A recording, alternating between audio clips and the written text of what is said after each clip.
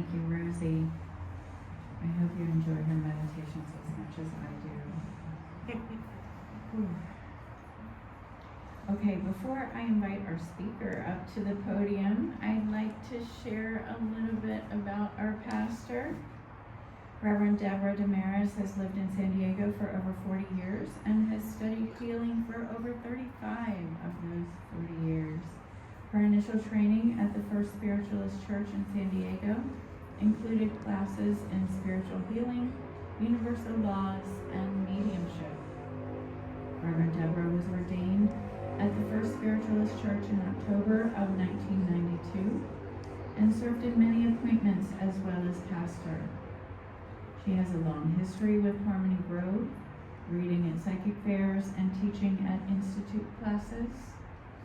Reverend Debra has taught many spiritual subjects in psychic development, including universal laws, angel kingdom, tarot, chakra and aura, and is also a Reiki master. She is currently the pastor here at First Christian Spiritualist Church in National City, lecturing monthly and offering healing and meditation classes. Her mantra is, "We are co-creators with spirit to express in love and joy the message of our soul and say yes to God." So please help me welcome Reverend Debra Desmarais.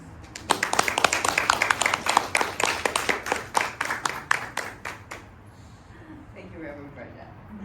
And it's wonderful to be here. And,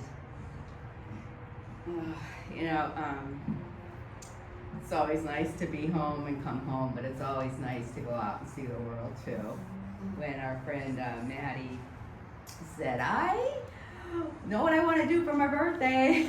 I want to go to Greece. And you guys want to come with us?" And I was like, oh my goodness, yes, that's on my bucket list. But she was proposing a very elite yacht cruise around the little islands there. And it was like, Pam says, "I'm in." I'm like, okay, I'm in too. So it was a lot of looking at all the wonderful things we're going to enjoy, the treasures of the Greek Isles, and we were flying in on Thursday and Friday. Then we're going to board on Saturday, and then we went to Mykonos, to Patmos, the Kusadasi, Turkey for 2 days, Santorini, and Milos, Monemvasia, and then back to Athens again for a night before we went to stayed at the airport hotel. It was very nice. So we didn't have to rush around in the morning to get over there. And we checked it out. It's a very nice airport over there. And so when I've always loved, and I've used this in my lectures before, from the Aquarian Gospel of Jesus the Christ. When Jesus visits Greece, is welcomed by the Athenians, he meets Apollo and addresses the Grecian masters in the amphitheater. And when we got there, arrived like 11 in the morning, something like that, at the hotel, which is beautiful. And from the rooftop, there's a restaurant, and we could see the Acropolis and the Parthenon right from there. It was just gorgeous. And then we had a sunset tour, and we were apprehensive and actually tried to get out of it because it was raining. We went after all the heat because it was really hot there through summer, but it was right at the change, so we weren't sure if it was going to be cold or hot or what. But and it was pouring. And so by the time of our tour, though, we said, well, you need 24 hours beforehand to cancel, so we'll just do it. And we did. We hit it right after the rains, so it was a little wet, but But the sun came out and it was beautiful for our sunset tour. And we did a lot of walking. Every day was about 2.5 miles at least, uphill, up steps, up rocks, to everything we went to go see. So bring good shoes and lots of energy, and the food's delicious. So we did really well there. The Greek philosophy was full of pungent truth, and Jesus longed to study with the masters of the schools of Greece and the philosophy. And so he left his home in Nazareth and crossed the Carmel Hills, and at the port took ship, and soon was in the Grecian capital. Now the Athenians had heard of him as teacher and philosopher, and they were glad to have him come to them, that they might hear his words of truth. And among the masters of the Greeks was one, Apollo, who was called defender of the oracle, and recognized the many lands as the Grecian sage. Apollo opened up for Jesus all the doors of Grecian lore, and in Areopagus he heard the wisest masters speak, but Jesus brought to them a wisdom far greater than theirs, and so he taught. Once in the amphitheater he stood. Now as you're walking in up to the gate and you go up the steps, it's a complex, and there is a beautiful amphitheater there that they actually still use for concerts, and it's just so beautiful and well done and preserved. But Jesus brought to them a wisdom. Let's see. And he spoke in the amphitheater. Athenian masters hear. In ages long ago, men wise in nature's laws sought out and found the place of which your city stands. Full well you know there are parts of earth where its great beating heart throws heavenward etheric waves that meet the others from above, where spirit light and understanding like the stars of night shine forth. Of all the parts of earth, there is no place more sensitized, more truly spirit blessed than where Athens stands. Yea, all of Greece is blessed. No other land has been the homeland of such mighty men of thought as grace of your scrolls of fame. A host of sturdy giants of philosophy, of poetry, of science, and of art were born upon the soil of Greece and rocked to manhood your cradle of pure thought. I'm not here to speak of science or philosophy or art. Of these you are the world's best masters now, but all your high accomplishments are but stepping stones to the worlds beyond the realm of sense, are but elusive shadows flitting out on the walls of time. But I would tell you of a life beyond, within, a real life that cannot pass away. In science and philosophy, there's no power strong enough to fit a soul to recognize itself or to commune with God. I would not stay the flow of your great streams of thought, but I would turn them to the channels of the soul. Okay. And recall, man has something in his soul, a something that will tear the veil apart, that he may see the world of real things. We call this something spirit consciousness. It sleeps in every soul and cannot be awakened till the holy breath becomes a welcome guest. This holy breath knocks at the door of every soul, but cannot enter in until the will of man throws wide open the door. There is no power in intellect to turn the key, and philosophy and science have both toiled to get a glimpse beyond the veil, but they have failed. The secret spring that throws ajar this door of soul is touched by nothing else than purity and life, by prayer and holy thought. Return, O mystic stream of Grecian thought, and mingle your clear waters with the flood of spirit life. And then the spirit consciousness will sleep no more, and man will know, and God will bless. And when Jesus had said thus, he stepped aside, and the Grecian masters were astonished at the wisdom of his words, and they answered not. and Jesus taught the Greek masters, goes with Apollo to Delphi. Now on that night we went for the sunset, and we did get beautiful pictures of that and of the Acropolis, and that is the hill, the mountain. And when you want to make a statement to protect your land, because it was continually being invaded over and over and over again, because it was like a wonderful port to welcome ships in, to have ships come in, and to be in control of the Mediterranean area was geographically the place to get through. And so hearing of the wars, we had a beautiful sunset tour with she was Athenian. She was from Athens. She was archaeological, had been helping with the digs and the excavations there, so she was very knowledgeable and was just rattling off dates. I'm not giving you dates because well, Google them if we want to know dates. But there's amazing how many times that city was attacked, and the islands, and it was. And then the Parthenon is beautiful. It's showing, and actually we were so blessed we didn't even realize it. They had been having scaffolding up and to work with reconstructing it, and it just taken the scaffolding down like 2 days before we got there because because of some auspicious anniversary occasion or something. So we got to see it without all that.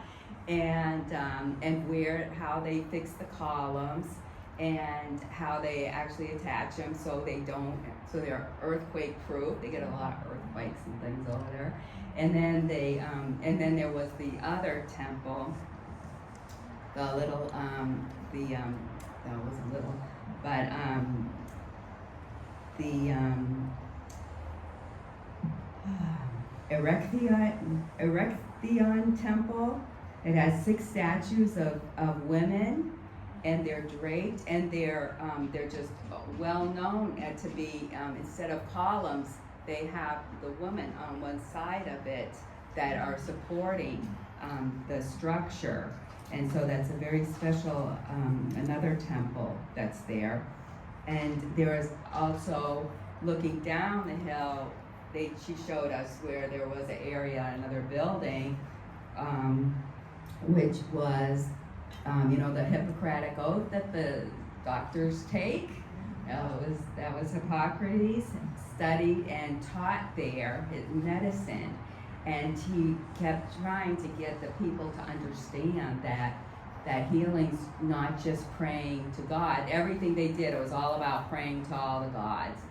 And he said it was about taking action, observing what's going on with this person, how can we heal them, and taught by healing. And he helped with some epidemic that they had, healing with fire, and to make sure everything is burnt and all of that, to purify everything for quicker healing. And so he brought that science to the art of healing there. There's a lot going on in this beautiful place. And Athens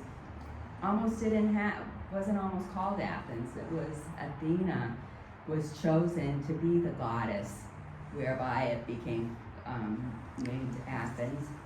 As her gift was this beautiful fig tree that she planted by the Parthenon.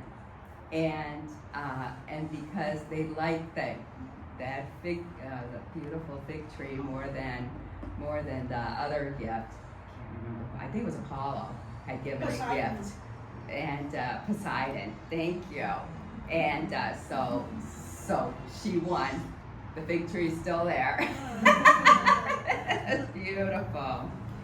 And then, but the next day we went to on an excursion up to Delphi, and that's a day long. You're driving miles out to this area, which is the Temple of Apollo, and where the Oracle of Delphi is. And again, we're climbing, and we found a beautiful amphitheater. And from there, you look down and you can see the temple, and it's still, I think they're still excavating it, but we couldn't get right next to it, unfortunately. So I love to watch the documentaries about it. But now, as one day, as Jesus and Apollo walked beside the sea, a Delphic courier came in haste and said, "Apollo, Master, come. The oracle would speak with you." Apollo said to Jesus, "Sir, if you would see the Delphi oracle and hear it speak, you may accompany me." And Jesus did accompany him. The masters went in haste, and when they came to Delphi, great excitement reigned. And when Apollo stood before the oracle and spoke and said, "Apollo, sage of Greece, the bell strikes 12. The midnight of the ages now has come. Within the womb of nature, ages are conceived, they gestate, and are born in glory with the rising sun.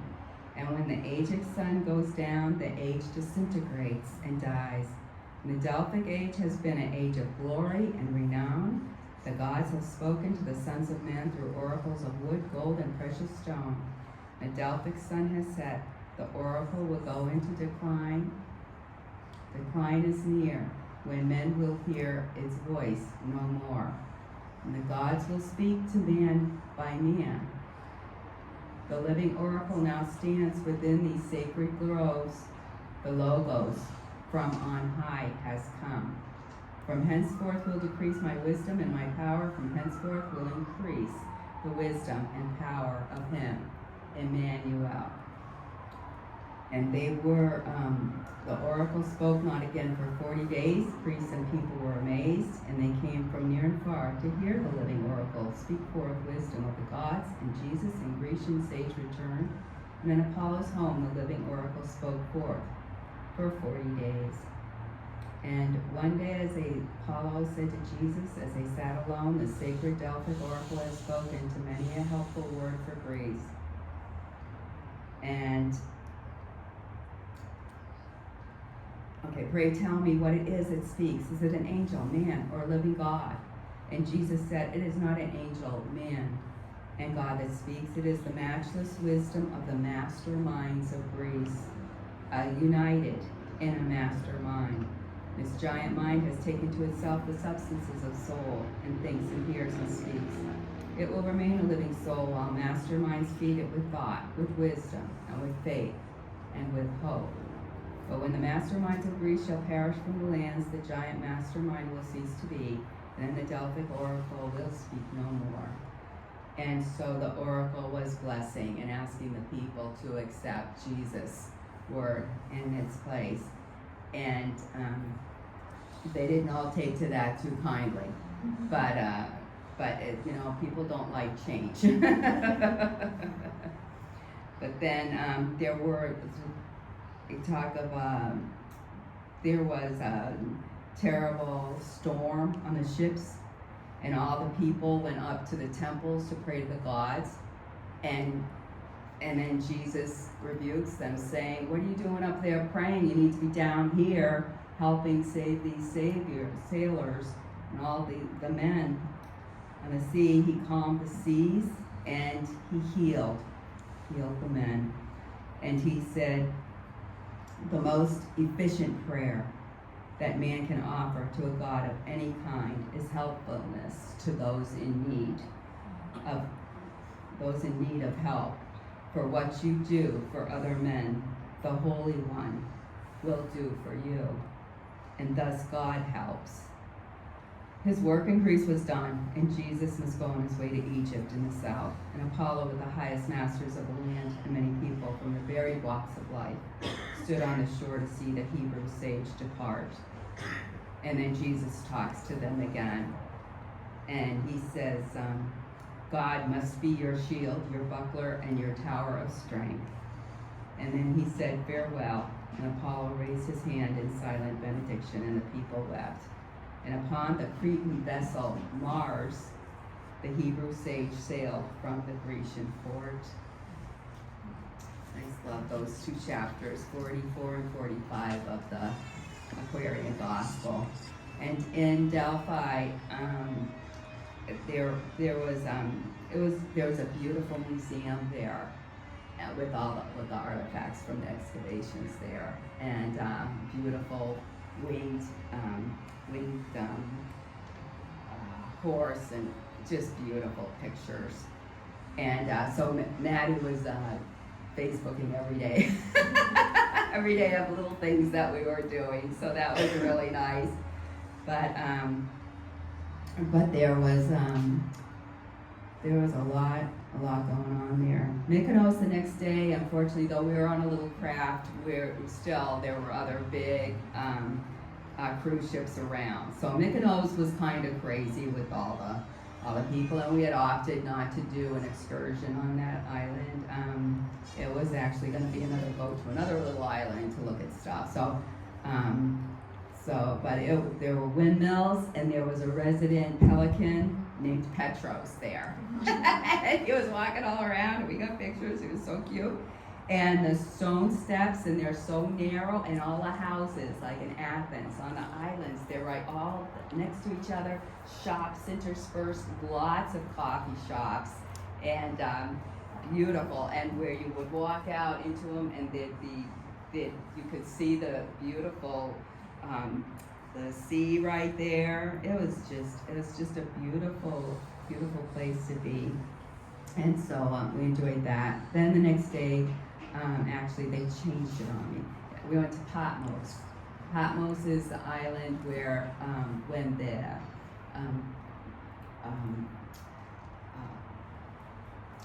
Romans, after Jesus' crucifixion, they were really after the Christines, called Christines at the time, Christians.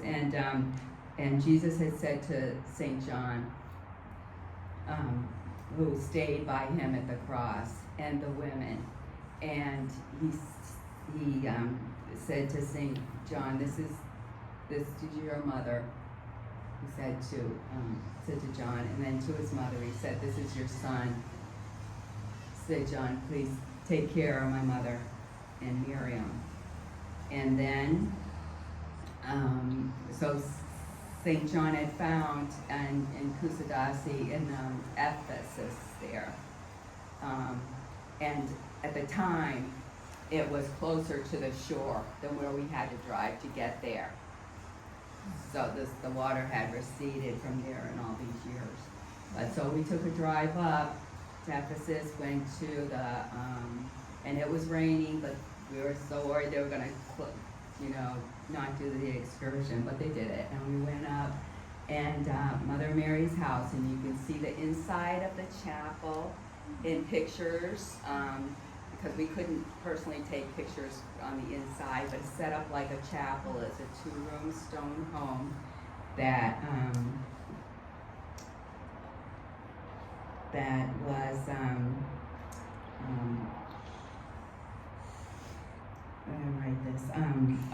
in Kusadasi. Okay, so I'm going to go backwards. So Anne Catherine Emmerich, a German nun, among others, but she had the most visual and helpful information in the early 19th century of where Mother's Mary residence was, where St. John had brought her to be safe, and where he lived with her too there, until the Romans took him to Patmos. So we went to this cave where he wrote Revelations, and it was just incredible. We had, again, another wonderful guide who was Grecian, had a lot of information, and as we went into and there was room enough for us to sit in chairs and see where he had written, and he actually had a scribe with him, and to write John's visions in the book of Revelations. And it was just a beautiful, beautiful experience.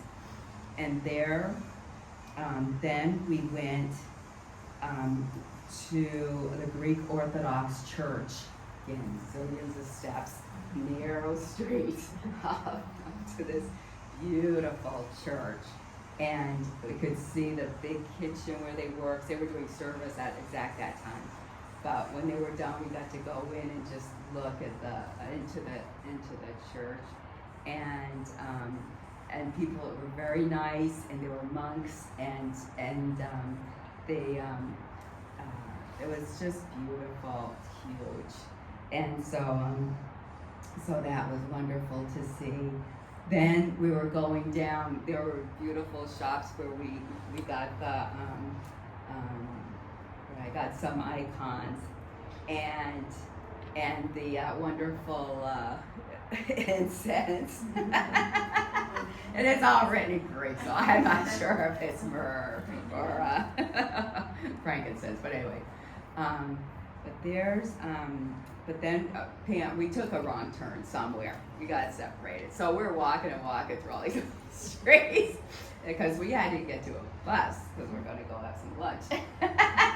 Well, anyway, we missed it. So then we kept calling our friends and trying to find out how to get to where they were. We got there because they were going to do some Grecian dances and had a Grecian snack for us with their beautiful food. So anyway, so we got to dance anyway. So we got there in time. And then we got back down to the boat again. Then Kusadasi, it was beautiful. Walked down to the gallery, and they call it the gallery, and different structures where we had a beautiful dinner, and tablecloths, candlelights. It was just like, something out of a movie. It was beautiful with the quartet, violins playing. It was beautiful. Okay, next day we're to go through and tour the gallery and all of this. It was pouring rain. We had an avalanche like of water just pouring down. Everybody's under their umbrellas if you brought one, getting soaked. And so we had to cut that one short. So we're so glad we had the experience the night before. In Milos, let's see, and Santorini, it was just a beautiful, there's a picture there. The white was actually later on. Originally it was more clay colored, all their buildings, but as they upgraded them, that's when they chose to do everything in white. So that's a newer thing. And then, but it sure is beautiful. The water was so clear and gorgeous.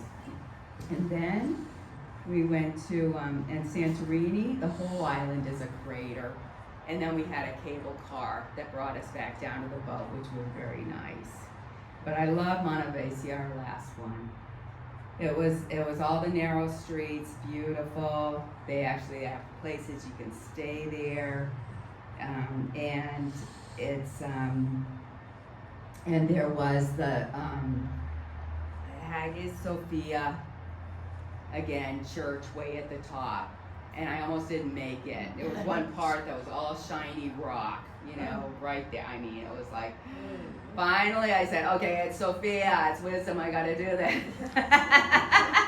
And I did. I got up there and got some pictures. And the main church, they didn't let us in, but they had her little chapel open, so we saw that. But it sure was a lot. Back in Athens, we did the cable car thing, but it was, I wouldn't suggest it. Traffic's crazy there. People are driving. There's cars everywhere. They're totally perfectly parallel parked on the side. It's amazing. But still, everybody's just driving right on through. And just to see the museums were fascinating to me. And but it was such a magical trip, and you just feel so relaxed, even though when you're doing excursions you're rushed, early morning and out. But it was so beautiful and peaceful to the mind, and just knowing all the being able to experience the biblical history there. It's so refreshing, and it really helped me feel more relaxed and more understanding of Jesus and his life. And it just brings it home. And I really love everybody to experience that. Go into your meditations, read about a place in Greece that calls to you, and just and ask your angels to bring you there, because it's gorgeous. God bless you and thank you. And I'm sorry I ran over.